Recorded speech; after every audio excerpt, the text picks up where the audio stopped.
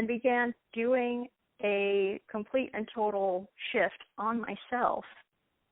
And what's interesting is I also at that time began giving Reiki sessions to people and finding that whatever I was struggling with and whatever I was learning was what they needed to learn. So my clients were coming into me needing to learn exactly what I was doing on my path right then. Mm-hmm. And it really transitioned into doing half life coaching and half energy healing with them. And, it's moving more and more toward the life coaching because I want people to be able to be empowered to use their own intuition and to use their own energy healing as opposed to relying on a guru to heal them. I want them to be able to switch their thinking. I want them to be able to heal themselves and use their own instincts to fulfill themselves and to solve their own problems. Right. Wow, that's good. Because I was just thinking, do you think that when you were in that relationship and you kept seeing the same thing, I heard you say something to the effect, I just want to kind of go into it. Was it you that were creating the result of that? They would end it first. Not end it first, or they would stop that phase first, or was it like the fact that you were picking those people, or how did that work, or how did you figure out that? How did that work? For me, it was the reaction I was having to a natural flow. So, all relationships do transition from that hyper passionate stage into a state of comfort. Right. But I had been so programmed by our culture and my upbringing and so on that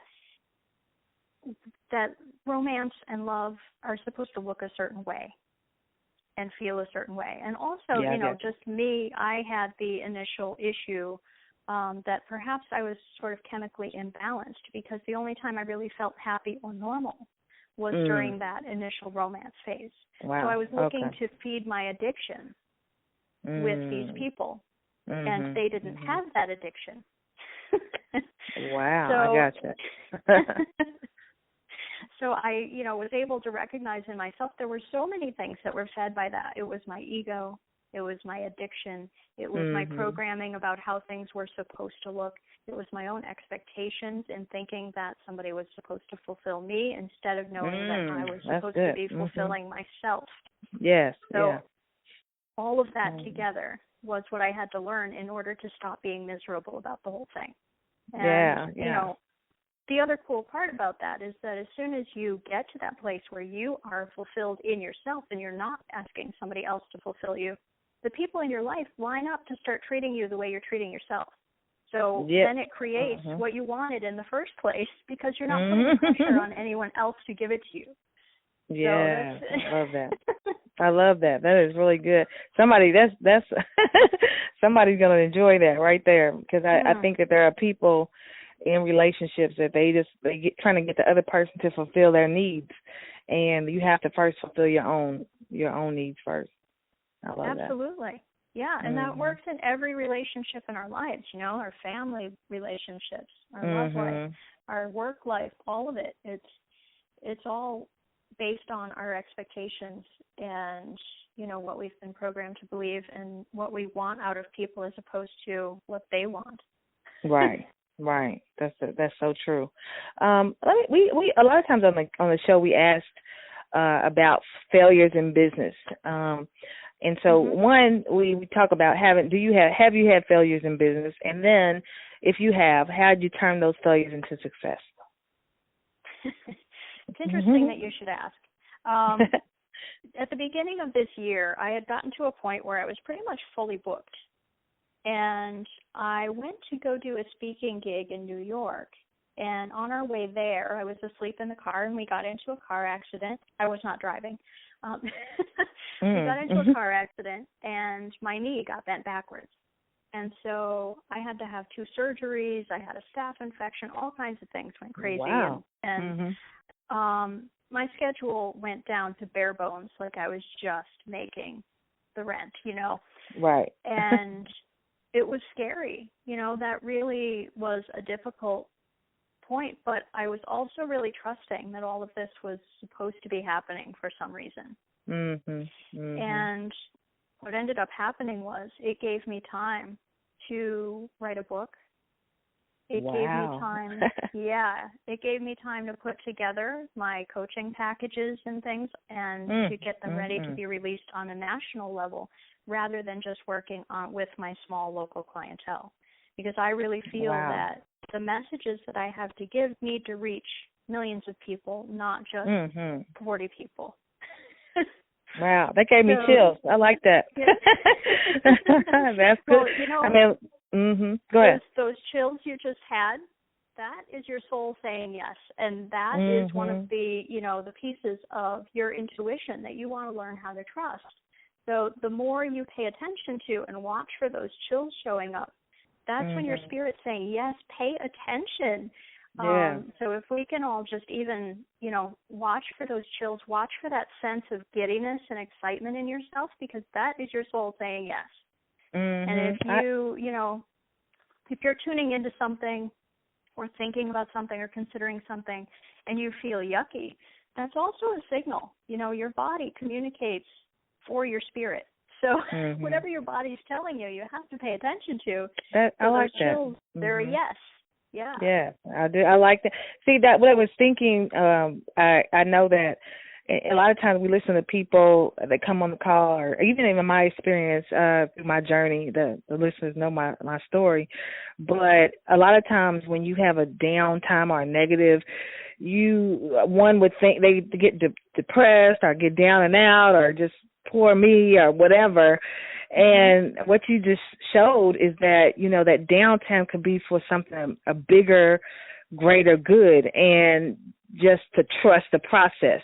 And I know I've learned that throughout my journey. I believe that's where my chills come from, just hearing like, wow, yeah, I know all about it. But I just like that you were able to let the listeners hear that you got to trust the process. And it could be a negative, but there is something bigger and greater coming or on the way. That's where I look at it. Yes, absolutely. Yeah, definitely. Yeah. So, are you reading any books currently? And if you are, tell the listeners about how those books are affecting your life. If you're not reading anything, you can just suggest some books that you've read. Well, I'll tell you, for joy right now, I'm reading the book Beloved, which is one of my favorites by Toni Morrison. There's so much just symbolism in that, and it's a book that kind of changed my whole thinking about our American culture a long time ago. So I'm sort of revisiting it now that I look at life from a different perspective. So that's been interesting. But as far as life-changing books, the ones that really have made the hugest difference for me have been The Power of Now by Eckhart Tolle. One Soul, One Love, One Heart by John Welshons, which is kind of like The Power of Now for relationships. So, and, you know, not just intimate romantic relationships, but relationships across the board and your expectations of them. And also Louise Hay, You Can Heal Your Life. Okay. All right. Those three were, you know, my first my first foray into really shifting my perception of the world. And then, you know, of course, I have to recommend my book because it's kind of the best of both worlds because it kind of contains the wisdom of those other books and contains my whole journey of how I've shifted my life from, you know, misery into fulfillment. What's the name again? The name of your book? Yes, it's called Essence, Ending Emptiness, Finding Fulfillment. And it's on Amazon and iBooks right now.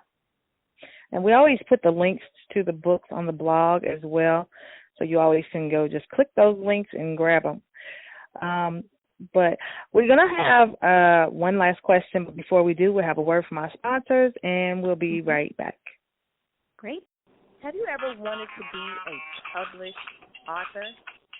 Or how about, would you like to travel the world to get paid to speak and tell others of your story and how others could get over? Would you like to be an Amazon best-selling author? Or maybe you would like to create your own courses and products and get paid for what you know.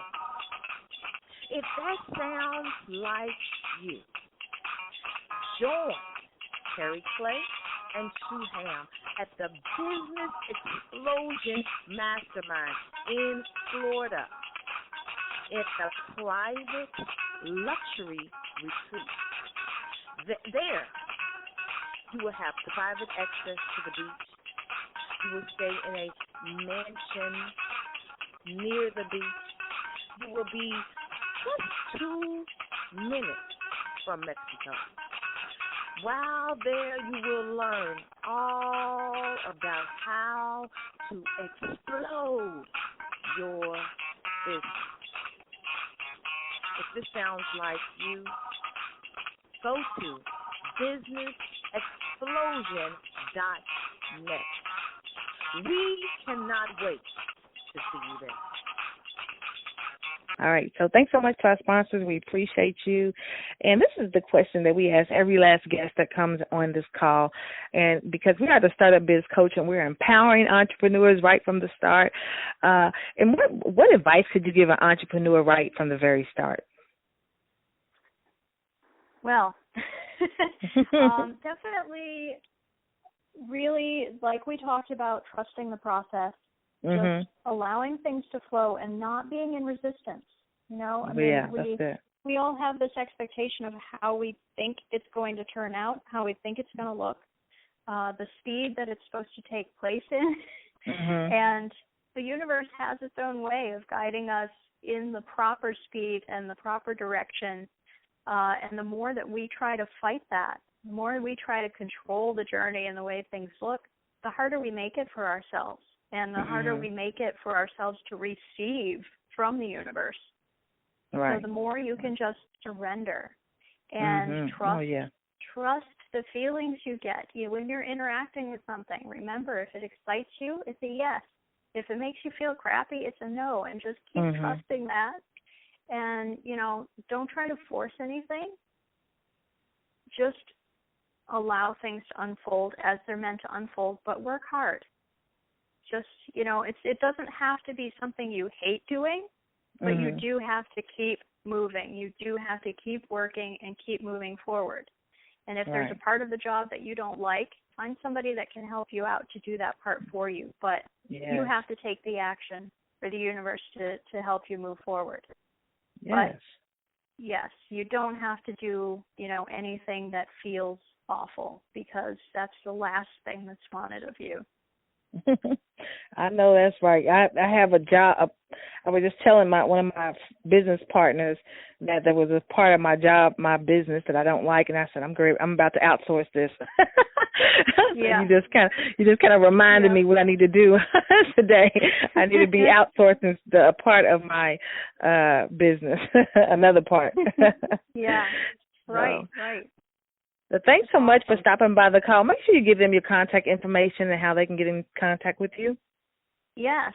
So my website is fillingyourcup.com, and I'd like to offer all of your listeners a 1-hour free strategy session with me, so they can kind of call and talk about their biggest challenges.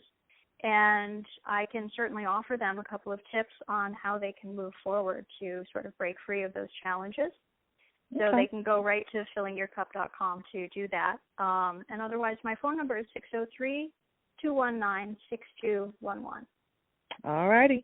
Thanks so much for stopping by the call. We always appreciate you taking the time out of your busy schedule to come and sow some words of wisdom to the entrepreneurs. So we appreciate it, and thanks for coming by. Thank you. All right, and this has been a word from Terry Clay and April, and we are changing lives with positive words, and we are out. Peace. Yes. This has been Startup Biz Coach Radio, formerly known as Mornings with Terry, and we're empowering entrepreneurs right from the start. Find us at thestartupbizcoach.com every morning at 10 a.m. Eastern with your host, Terry Clay. Thanks for listening.